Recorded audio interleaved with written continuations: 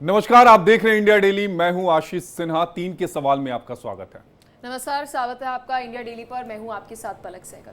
मैं हूं आपके साथ कंचन जिस्वानी। 3 के सवाल में आज बात करेंगे भारत के खिलाफ रिवाइविंग इस्लाम नाम के एक गुप्त और खतरनाक साजिश की, जो रची जा रही थी। मकसद था देश की लोकतांत्रिक व्यवस्था को उखाड़ कर फेंकना और उसकी जगह शरिया कानून थोपना। लेकिन ठीक उसी वक्त जब साजिशकर्ता अपने नेटवर्क को मजबूत कर रहे थे, योगी सरकार की एटीएस ने ऐसा शिकंजा कसा कि पूरी साजिश ध्वस्त रह गई। उत्तर प्रदेश एटीएस ने 2 संदिग्धों को गिरफ्तार किया है, जो सोशल मीडिया ग्रुप्स के जरिए भारत के खिलाफ जहरीली साजिश रच रहे थे। अजमल अली और उसामा शेख, ये 2 नाम हैं जो भारत में रहकर पाकिस्तानी आकाओं के संपर्क में थे और भारत में शरिया कानून लागू करने का सपना देख रहे थे। उनके लिए युवाओं को बरगलाने का काम कर रहे थे। दोनों के फोन की जांच में पाकिस्तानी कनेक्शन का खुलासा हुआ है।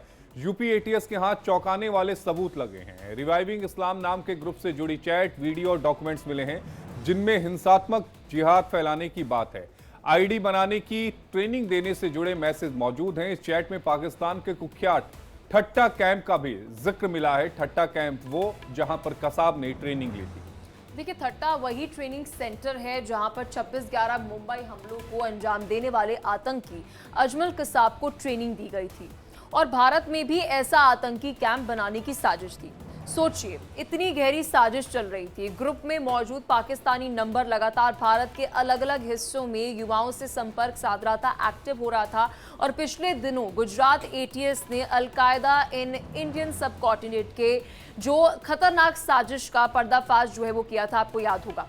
और इस बार मॉड्यूल की कमान एक महिला आतंकवादी शमा परवीन के हाथ में थी, जो ऑपरेशन सिंदूर के दौरान सोशल मीडिया पर लगातार भारत विरोधी जहर उगल रही थी। सवाल ये है कि भारत में ऐसे कितने कट्टरपंथी मौजूद हैं जो इस तरह की साजिश को अंजाम दे रहे हैं, जिसमें इन्वॉल्व हैं, और इसके तार कितने गहरे और कितने बड़े हैं। सबसे बड़ा सवाल ये है। तो 3 अहम सवाल हैं जो इस बार 3 का सवाल में हम तीनों पूछेंगे। सबसे पहला सवाल, अजमल उसामा जैसे भारत में आखिर कितने देशद्रोही छिपे हुए हैं? दूसरा सवाल, क्या भारत में कट्टरपंथी साजिश का एडमिन पाकिस्तान है? और देखिए, तीसरा और बड़ा सवाल ये कि रिवाइविंग इस्लाम ग्रुप के जरिए देश में क्या कोई बड़ी जिहादी साजिश हो रही है?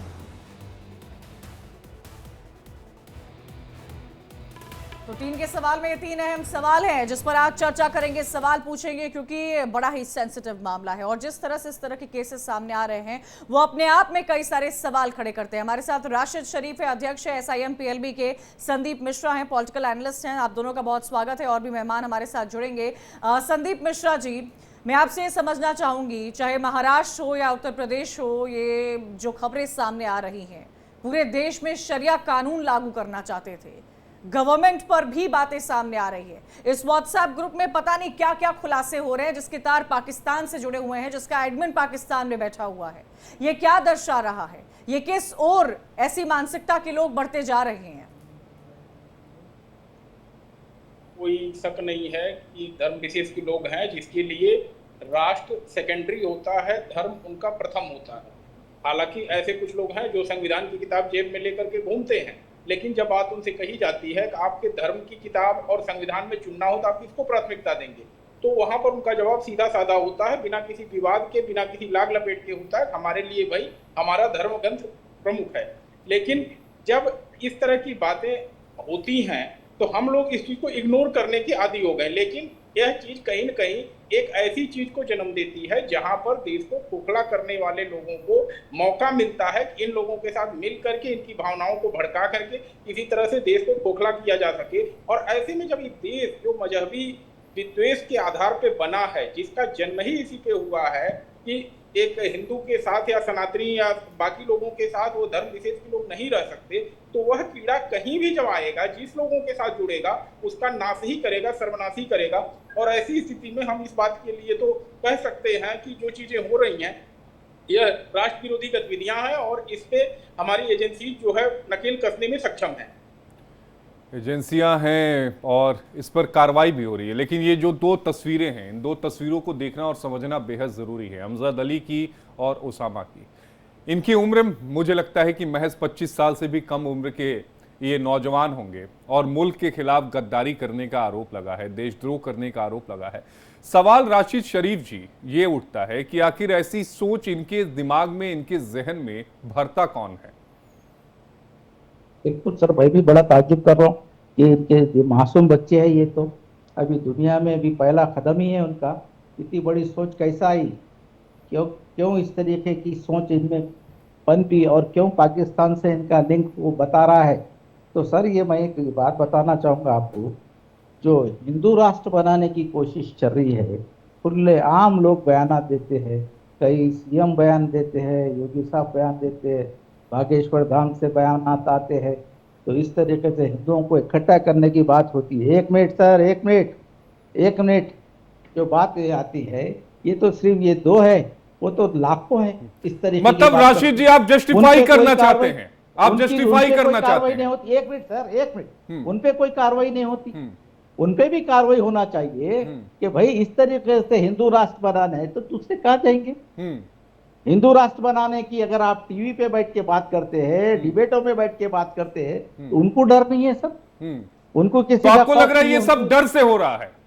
नहीं, उनको कोई खौफ नहीं है। नहीं, आप इसको जस्टिफाई कर रहे हैं, आप इसको ग्लोरीफाई कर रहे हैं। भाई मुल्क में 80% हिंदू हैं, वो हिंदू राष्ट्र बनाने की मांग कर रहे हैं, ठीक है, वो किसी आतंकवादी गतिविधि में तो इन्वॉल्व नहीं है ना? नहीं सर, अरे कौन है? क्या उन्होंने हथियार उठा लिया क्या मुल्क के खिलाफ? कौन है मुसलमान आतंकवादी में है? ये दो चेहरे हैं। मैं मुसलमानों की बात नहीं कर रहा हूं, लेकिन ये दो किस कौम से आ रहे हैं? ये किस कौम से आ रहे हैं? ये इन बच्चों के दिमाग में इस तरह की बातें कौन भर रहा है? अरे सर, इन्होंने अभी दुनिया देखी नहीं है और देश के खिलाफ गद्दारी पर उतर आए। मिल रही है उनको। ये कौन है? मैं वही जानना और समझना चाहता हूं कि इन बच्चों के दिमाग में ये बीज नफरत का कौन बो रहा है? वही मैं जानना चाहता हूं, ये हिंदू राष्ट्र बनाने वाले ये कौन है? इनके पीछे कौन है? हिंदू राष्ट्र की बात करने वाला कौन है इनके पीछे? ठीक है, डॉक्टर प्रवेश कुमार जी से एक जवाब ले लेते हैं। डॉक्टर प्रवेश जी। अरे सर, हम ये हमारे हिंदुस्तान की बात करेंगे सर। पाकिस्तान तो ये तब कामा करते रहता है, इसको तो हम जवाब देते जा रहे। वो हम किस तरह से जवाब दे रहे हैं वो भी मैं देख रहा हूं, वो भी मैं आपकी बातों को सुन रहा हूं। एक बार डॉक्टर प्रवेश कुमार की बातों को सुन ले, प्रवक्ता हैं विश्व हिंदू परिषद के। प्रवेश जी प्लीज। ऐसा आशीष जी, भारत स्वभावतः हिंदू राष्ट्र है, उसको बनाने की आवश्यकता नहीं है। भारत हिंदू राष्ट्र है, इसीलिए तमाम मत संप्रदाय को मानने वाले लोग इस भारत की भूमि में बड़ी शांति और सह अस्तित्व के भाव से रहते हैं। भारत हिंदू राष्ट्र है, इसीलिए सर्वे भवन्तु सुखना का मंत्र हम दुनिया को देते हैं और अपने यहाँ पर भी उसको इम्प्लीमेंट करते हैं। नहीं तो आशीष जी, दुनिया का इतिहास देख लीजिए, जहाँ पर एक रिलीजन के मानने वाले रहे, वहाँ उन्होंने दूसरे रिलीजन को पनपने नहीं दिया।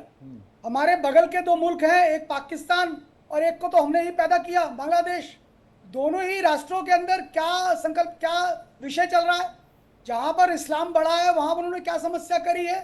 तो ये सारी चीज़ें एक चीज़। दूसरी चीज़ देखिए, ये जो बच्चे हैं ये सारे के सारे उस ट्रेनिंग का हिस्सा है जो ट्रेनिंग शुक्रवार को होने वाली नमाज में दी जाती है कि कैसे दुनिया के अंदर इस्लाम को बढ़ाया जाए। क्योंकि मैं नहीं कह रहा कि डॉक्टर बाबा साहब अम्बेडकर ने नेटवर्क की कुछ कनेक्टिविटी का इश्यू है। डॉक्टर प्रवेश कुमार जी, संदीप मिश्रा जी आप कुछ कह रहे थे, आप अपनी बात पूरी कर लीजिए तब तक। नहीं, अगर मैं उन्हीं की बात आगे बढ़ा रहा हूं कि अगर हिंदू राष्ट्र है तभी आप यहां पर बैठ करके बातें कर पा रहे हैं। अगर इस तरह का मौका जो है बांग्लादेश में हिंदू सनातनियों को इस तरह से अपनी बात रखने के लिए मिले, पाकिस्तान में मिले या इस्लामिक मुल्कों में मिले, तब हम मान लें भाई कि चलो भाई हिंदू राष्ट्र बनने में कोई दिक्कत और परेशानी है। हिंदू राष्ट्र ही है कि सारे लोगों की आबादी 3% से बढ़ के आज 20% हो गई है और कोई कुछ नहीं कह रहा है और आपको हर जगह सभी जगह मौका मिल रहा है।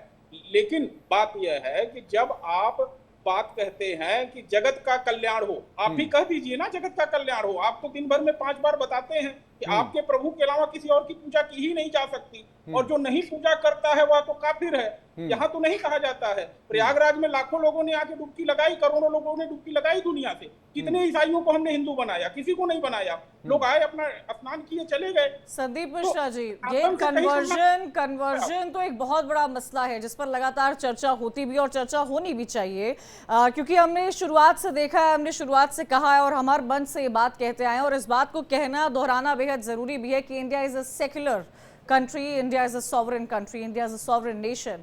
लेकिन राशिद शरीफ जी, ये किस ओर इस मानसिकता के लोग बढ़ रहे हैं, ये किस ओर जा रहे हैं, कौन से सेंटर्स में इनकी ट्रेनिंग हो रही है, ये ट्रेनिंग ग्रुप एग्जिस्ट कैसे कर रहे हैं, ये व्हाट्सएप ग्रुप कैसे एग्जिस्ट कर रहे हैं, और इस बात को कस्टडी में कई ऐसे सोर्सेज हैं जो ये बता रहे हैं कि इन लोग ने इस बात को एक्सेप्ट भी किया है कि इस देश को किस ओर ले जाने की कोशिश कर रहे थे। और ये एक दो ऐसे मामले नहीं है, चाहे आप कन्वर्जन का मामला देख लीजिए, चाहे ये लोग, इस मानसिकता के लोग जो इतने छोटे हैं, जिनके पास अपना पूरा जीवन पड़ा हुआ है काफी कुछ करने के लिए, बनने के लिए, लेकिन उन सबको दरकिनार करके ये किस दिशा में जा रहे हैं, देश विरोधी गतिविधियों में शामिल हो रहे हैं, पाकिस्तानियों से बातचीत कर रहे हैं।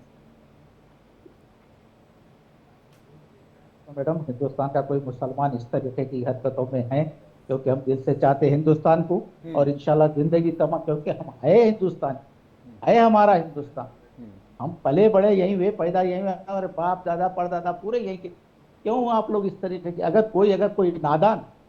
कोई नादान इस तरीके की अगर करता है, कोई उस मुसलमान तो उसके साथ है ही नहीं, मुसलमान उसका साथ देने वाला है नहीं। हाँ, ये बात आप आरएसएस को बताइए, ये बात आप बजरंग दल को बताइए, ये बात आप बीएचपी को बताइए कि भाई साहब मुसलमान अभी यहीं की हैं। ये जो आज रात दिन हिंदू मुसलमान मंदिर मस्जिद जो कर के जो डिफरेंसेस पैदा कर रहे हैं ना, ये अगर नहीं रुके तो इस तरीके के, मैं समझता हूँ कि और बच्चों के दिमाग खराब हो इस तरीके के। जब की नफरत, अगर अभी देखे हिंदू राष्ट्र बनाना, हिंदू राष्ट्र किसने कहा, हिंदू राष्ट्र बनाना? अगर मैं आपके टीवी पे बोलूं कि अगर कोई हमारी बात करूं तो कितनी पब्लिसिटी हो जाएगी। अगर अरे राशिद शरीफ मुस्लिम राष्ट्र बनाने की कोशिश करे, हिम्मत कैसा करे, वैसा वो हुआ, ये पूरे डिबेट पूरे चैनलों पे चालू है। जब उन्होंने कुछ बोल रहे हैं तो यहाँ पे भी 40 करोड़ मुसलमान रहते हैं। राशिद जी, क्या आपको ठीक लग रहा है? राशिद जी, मुझे आपका इस पर स्टेटमेंट चाहिए। ये जो दो कट्टरपंथी इस सोच के साथ पकड़े गए हैं एटीएस की तरफ से, क्या आपको इनका माइंडसेट ठीक लग रहा है? इनकी कॉन्वर्सेशंस जो व्हाट्सएप पे हुई, क्या वो आपको जायज लग रही है? क्या आप इस बात को डिफेंड कर रहे हैं अपने तर्क देकर? बिल्कुल नाजायज बात है। हर मुसलमान हिंदुस्तान से दिल से प्यार करता है हिंदुस्तान। अगर कोई भी इस तरीके का हमारा बच्चा अगर राशिद शरीफ जी, हिंदुस्तान ने वो तस्वीरें भी देखी कि आतंकवादी के जनाजे में कितने लोग शामिल होते हैं। कहिए तो वो बैकग्राउंड निकालूं, मैं बताऊं आपको कितने लोग शामिल हुए थे। आतंकवादी की भी में होते सर, हिंदू जितने भी राष्ट्र है, जितने भी हिंदू राष्ट्र बनाने की चक्कर है, उन्हें भी मरे तो आप उस पर जवाब देंगे नहीं। आतंकी के जनाजे में शामिल होने वालों पर आप कुछ कहेंगे नहीं। आप हिंदू राष्ट्र पर चीजों को लेकर चले आ रहे हैं। सर आप अरे किसने तलवार उठा ली? क्या बाबा बागेश्वर जी ने कोई तलवार उठा ली क्या? या देश के विरोधी कोई गतिविधि की क्या? क्या कर दिया बाबा बागेश्वर ने? बागेश्वर ने तो बहुत बड़ा काम करा ना सर, हिंदू राष्ट्र की तो मांग कर दिया वो।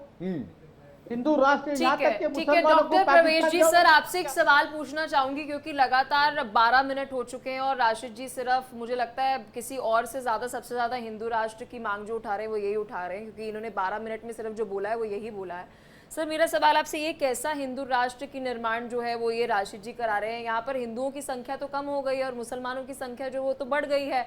और अगर हम आसपास के अपने पाकिस्तान और बात करें बांग्लादेश की, वहां पर भी यही डेटा है कि हिंदुओं की जो संख्या है वो कम हो गई है और मुसलमानों की संख्या ज्यादा हो गई है, लेकिन इनके अकॉर्डिंग तो हिंदू राष्ट्र बन रहा है। प्रवेश जी,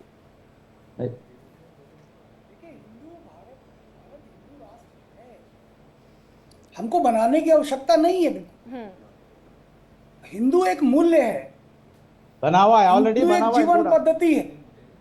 आप सुनिए मेरी बात, जब भारत मजबूत होता है, यानी भारत का हिंदू मजबूत होता है, तो दुनिया में क्या संदेश देता है? क्या वो दुनिया में अराजकता फैलाता है? क्या वो दुनिया में कॉलोनियलिज्म फैलाता है? क्या उपनिवेशवाद, साम्राज्यवाद फैलाता है? क्या नहीं। भारत में जब हिंदू मजबूत होता है तो दुनिया को शांतिपूर्ण सह अस्तित्व का विचार देता है। बुद्धम शरणम गच्छामि का संदेश देते हुए वो दुनिया के देशों को कहता है कि समान रूप से रहिए और शांति और अहिंसा के को मानते हुए अपना अपना कल्याण करते हुए आगे बढ़िए। ये हिंदू कह रहा है ना, और ये शायद इनको लगता होगा कि ये गलत विचार हो सकता है, क्योंकि इनके विचार में तो इस जैसी पद्धति को मानने वाला ही इनका अपना है। हम ऐसा नहीं मानते हैं मैडम, हम नहीं मानते ऐसा। नहीं, हम मानते हैं कि डॉक्टर आपकी प्रवेश, पूजा पद्धति अगर कुछ भी हो अभी सकती मैं इन 2 युवकों की बात करूं और गुजरात वाले केस में जो एक लड़की है वो भी बहुत यंग है, इतनी कोई एज नहीं है, इनके माइंड में ये फीड कैसे हो रहा है? क्या किसी इंस्टीट्यूशन जा रहे हैं या किसी सेंटर जा रहे हैं? आपको क्या लगता है ग्रास रूट पर, अगर आपको कुछ नजर आ रहा हो कि इनके दिमाग में फीड कैसे हो रहा है? मैं बताती हूँ मैडम, जैसे अब एक हिंदू परिवार में देखिए, हिंदू परिवार में बच्चे को एक शिक्षा दी जाती है कि सब समान है, पर वही इस्लामिक परिवार के अंदर क्या कहा जाता है कि इस्लाम ही श्रेष्ठ है, बाकी निकृष्ट है। कभी आपने अपने परिवारों में देखा किसी हिंदू देवी देवता को मान दिया गया कि यही केवल श्रेष्ठ है, दूसरा श्रेष्ठ नहीं है? तो श्रेष्ठ और निकृष्टता का विचार ये हिंदू नहीं करता है। हिंदू कहता है कि हम सब बराबर हैं, हम सब समान हैं। ये फाउंडेशन में प्रॉब्लम है, इस्लाम के फाउंडेशन में दिक्कत है, जिस दिक्कत के कारण से आज ये दुनिया भर के लिए एक समस्या का कारण बन गया। मैं नहीं कह रहा, ब्रिटेन के प्रधानमंत्री ने 90s में एक पूरा भाषण दिया है, इवन तमाम सारे जगह रिसर्च हुए, जर्मन के अंदर रिसर्च हुए। डॉक्टर प्रवेश कुमार, ये जो ग्रुप में देश विरोधी मैसेजेस आए हैं संदीप मिश्रा जी, और ये जो मैसेजेस अब पब्लिक हो रहे हैं, कुछ उसके इंसर्ट सामने आ रहे हैं, वो ये दर्शा रहे हैं कि क्या चर्चा होती थी इन लोगों की इस ग्रुप में। आप इस देश के नागरिक हैं, इस देश विरोधी गतिविधि में आप शामिल हो रहे हैं, आपकी संलिप्तता पाई जा रही है। वो देश जो आपके लिए दिन रात सोचता है, सैनिक जो है वो बॉर्डर पर तैनात रहते हैं, आपकी सुरक्षा के लिए दिन रात डटे रहते हैं। आपको देश प्रेम होना चाहिए, कहते हैं हर हिंदुस्तानी सैनिक होता है उसके मन में देश प्रेम होता है। लेकिन ये जो व्हाट्सएप ग्रुप रिवाइविंग इस्लाम सामने आया है, किस तरह के वीडियोस इसमें सामने आ रहे हैं, किस तरह की बातें सामने आ रही है? ये भी आ रहा है कि कई और युवाओं को बरगलाने की कोशिश थी, प्लानिंग थी कि और भी युवाओं को इसमें जोड़ा जाएगा, उनका भी माइंड वॉश किया जाएगा, ब्रेन वॉश किया जाएगा। ये कौन सी दिशा दी जा रही है संदीप मिश्रा इन युवाओं को? देखिए, युवाओं को अपने विवेक से सोचने की आवश्यकता है, क्योंकि अभी ऑपरेशन सिंदूर जब हुआ था तब आपने सुना होगा कि जम्मू कश्मीर के इलाके में पाकिस्तान ने जब फायरिंग शुरू की या बम डालने शुरू किए तो उसमें उन्होंने मुसलमानों के घर ही अटैक किए। हिंदुओं के घर भी गए लेकिन मुसलमानों के भी घर गए। तो जब कोई दूसरा राष्ट्र आपके विरुद्ध साजिश करता है तो उसमें यह अंतर नहीं करता कि आप हिंदू हैं, मुस्लिम हैं, किस धर्म के मानने वाले हैं, उसमें वो अंतर नहीं करता, बल्कि उसे लगता है कि जो कोई हमारे देश का दुश्मन है वो हमारा दुश्मन है। तो अगर आप किसी दुश्मन मुल्क की साजिश का हिस्सा बन रहे हैं और अपने देश में रह रहे हैं तो निश्चित आप अपने लिए गड्ढा खोद रहे हैं। तो ऐसी स्थिति में युवाओं को जागने की जरूरत है कि हम किस लोगों के बहकावे में आ रहे हैं और कैसी बातों के बहकावे में आकर के हम राष्ट्र विरोधी साजिश कर रहे हैं, जिसमें हम अपने ही अस्तित्व को खत्म करने वाला स्टेप ले रहे हैं। तो ऐसे में आवश्यकता है कि इनको जो है, जो लोग इनके आका हैं, इनके ऊपर नकेल कसी जाए। और नकेल कसने के बाद ही मैं एक चीज जोड़ूंगा आपसे, 2014 के बाद से बहुत सारे ऐसे लोग थे जो सेकुलर थे, फिर बाद में सनातनी हो गए। मोदी जी के आने के बाद से उनका सेकुलरिज्म का भूत उतरा। उन्होंने कहा अब राष्ट्र के लिए खड़े होने के लिए, धर्म और सनातन के लिए खड़ा होने का समय है। तो यही युवा जब एक बार गाइडेड होंगे सही तरीके से, आकाओं के ऊपर इनके एक्शन लिया जाएगा, तब इनको समझ में आएगा कि भाई राष्ट्र के साथ खड़ा होना जरूरी है, न कि धार्मिक रूप से बहकावे में आना या धार्मिक धर्म गुरुओं के बहकावे में आकर के राष्ट्र विरोधी साजिश का हिस्सा बनना। नहीं, लेकिन संदीप जी ये सिस्टम ब्रेक कैसे किया जाता है? क्योंकि अभी अगर हम इस केस की बात करें और हम पिछले भी बहुत सारे अगर केसेस को उठा लें तो ये बहुत आम किसी एक क्लोज डोर रूम में इस तरीके की बातें कह दी जाती हैं, बोल दी जाती हैं। फिर कोई एक मौलाना जी होंगे तो वो कुछ बोल देंगे, वो माइंड में कुछ फीड कर देंगे। सर ये एक पूरा सिस्टम है जिसे आप पे ब्रेक डाउन करना है। इसे ब्रेक डाउन कैसे करें? क्योंकि पिछले 11 सालों में काम किया जा रहा है और मैं ये भी कहूंगी कि पिछले लंबे समय से कोशिश की जा रही है कि बरगलाया ना जाए, लेकिन वो सिस्टम ब्रेक होते हुए नजर नहीं आ रहा है। ये उदाहरण है ये केसेस। संदीप जी देखिए इसके ब्रेक डाउन में सबसे बड़ी दिक्कत क्या आती है, बाधा क्या बनती है? भारत का संविधान की किताब और कानून का झूठा रोना कि हम कानून मानने वाले हैं। कानून जो लापरवाहियां या ढिलाइयां हैं उसका फायदा उठा करके अदालतों के सामने जा करके नए तरीके से तथ्य रखना और गाइड करना, मिसगाइड करना, ये सब चीजें स्टेप होती है जिसके चलते किसी तरह से संरक्षण लिया जाता है। लेकिन ऐसे में क्या होता है कि सरकारों को फिर उन कानूनों से इतर अल्ट्रा वायरस कानून के तहत जो है, मतलब कानून की किताबों ठीक के है इतर विषय राशिद जी, तो सर एक रिएक्शन में आपसे चाहूंगी, क्योंकि अभी प्रवेश जी की बात करें तो उन्होंने एक बात कही कि इस तरीके की चीजें जो हैं वो आपके अपब्रिंगिंग में, आपकी परवरिश में सिखाई जाती हैं। सर आप थोड़ी सी रोशनी डालिए कि अगर एक हिंदू को ये बताया जाता है कि आपको किसी को कन्वर्ट नहीं करना है, अगर आपके घर पर कोई आ रहा है अपना धर्म का पालन कर सकता है, आपका कोई दोस्त है वो अपना धर्म का पालन कर सकता है, आप जो है परवरिश में क्या बोलते हैं? सर एक बहुत सिंपल क्वेश्चन मैं आपसे पूछना चाहूंगी, अभी आपको दर्शक सुन रहे हैं। बहुत अच्छा क्वेश्चन करे मैडम। हम हमारे पास जुम्मे को जुम्मा जो इज्तिमा होता है, मस्जिदों में नमाज जो होती है, सिर्फ हम हमारे इस्लाम के बारे में बताते हैं, किस तरीके से पड़ोसी के साथ रहना, किस तरीके से हिंदू भाई के साथ रहना, किस तरीके से इंसानियत है, किस जो हमको सिखाया गया है, किसी को थप्पड़ नहीं मारना है, किसी को गाली नहीं देना है। बहुत अच्छी तरबियत होती है मैडम मस्जिद में। कोई ऐसा आतंकवादी इस तरीके की उसे फलाना जिहाद ये बातें नहीं होते भाई। ये मैं आपको बता रहा हूँ, टीवी पे बैठ तो के फिर बता सर रहा ये हूँ। क्रिएट कैसे होती है? ये झांगुर बाबा तरबियत जो जैसे लोग होती है। कैसे आ जाते हैं? ये लव जिहाद के इतने सारे मामले कैसे आ जाते हैं? लड़कियां कैसे फंस जाती हैं? मतलब कौन ये फीड अभी- कौन कर अभी- रहा है? सर कुछ तो आपको इन्फॉर्मेशन होगी कि अगर आप कह रहे हैं कि ये सब नहीं पढ़ाया जा रहा हमारे द्वारा, हम तो अच्छे संस्कार ही दे रहे हैं, तो ये बीच में सर कहाँ से जो आप अच्छा इंजेक्ट कर रहे हैं, तो ये लीकेज कहाँ से हो रही है? सर ये बताइए ना। ये लीकेज अभी जो हमारे भाई बता रहे थे कि पहले हम सेक्युलर थे, उसके बाद सनाती हो गए। मतलब क्या हो गए? उसके बाद क्या हो गए? आप सेकुलर नहीं रहे, आप हिंदू हो गए। आप बता रहे हैं कि भाई हम एक हो गए, मुसलमानों को छोड़ दिए, हिंदू मुसलमान में है तो बंटवारे की कोशिश करने की साजिश करने लगे।